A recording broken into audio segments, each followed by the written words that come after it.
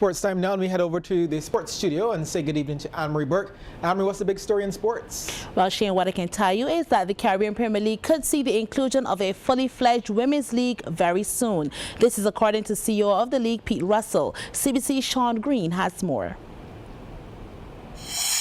This news really doesn't surprise me in any way. With the women already playing in one of the more popular international T20 leagues, the Australian Big Bash, which has invited West Indies players in the past.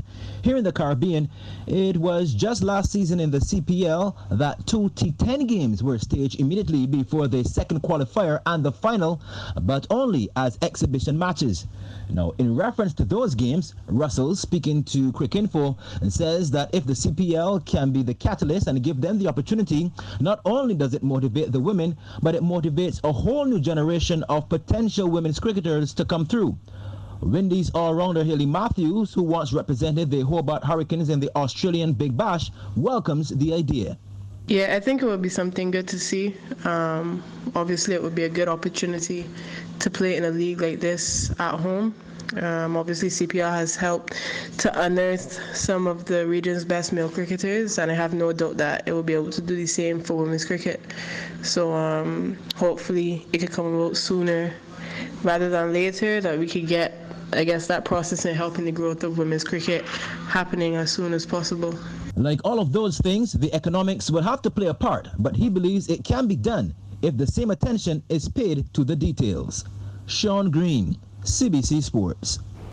International and domestic West Indies players are facing another challenge with Cricket West Indies, as they haven't been paid their match fees since January of this year. The main reason for the delay in payments has been understood to be a severe cash crunch Cricket West Indies has been facing, which has been exaggerated by the COVID-19 pandemic. The international men's players have not been paid their match fee for the home series against Ireland in January, nor for Sri Lanka tour in February-March, while the international women were owed match fees for the 4 matches they played in the T20 World Cup.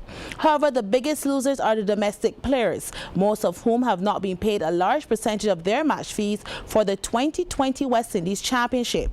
According to Wayne Lewis, the secretary of the West Indies Players Association, the contracted regional players have been paid their allowances, salaries, but match fees for all the 8 rounds of the domestic 4-day competition are still outstanding.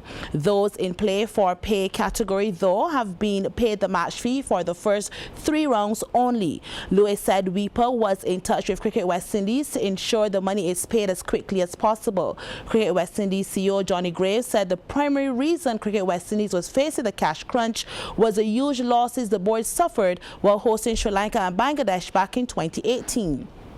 Now, Grave was not sure when exactly Cricket West Indies would be able to clear the dues, but he remains optimistic mainly because Cricket West Indies was in the middle of negotiating a new broadcast deal.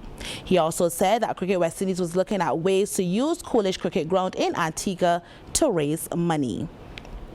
Now, more overseas-based players could be added to the Barbados senior men's football team roster in the wake of COVID-19.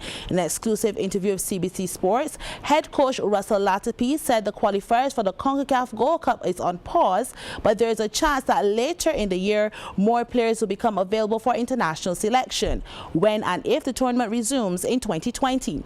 Recently, CONCACAF President Victor Montelaghi confirmed that Barbados, along with other Nation League qualifiers, still had a chance to get into forthcoming CONCACAF Gold Cup, with the month of June as a possible restart. However, the format is likely to change because of the havoc COVID-19 has had on the playoff schedules.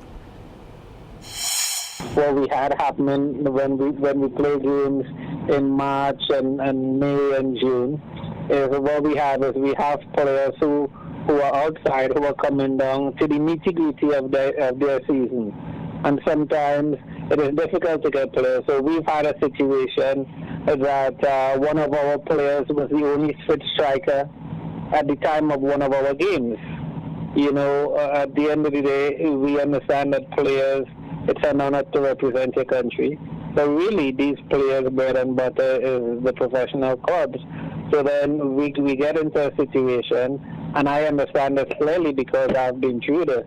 You know, we have clubs who are paying players wages over 36 months or whatever, and then when they really need them because nobody is fit, it is kind of unfair to the clubs if we take in the players away in the national team, you know.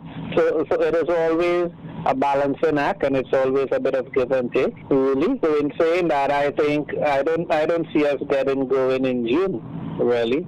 I would think if we're going to play, it's going to be somewhere, I don't know, September, October, and that might actually be better for us and the teams around the Caribbean to get their overseas-based players.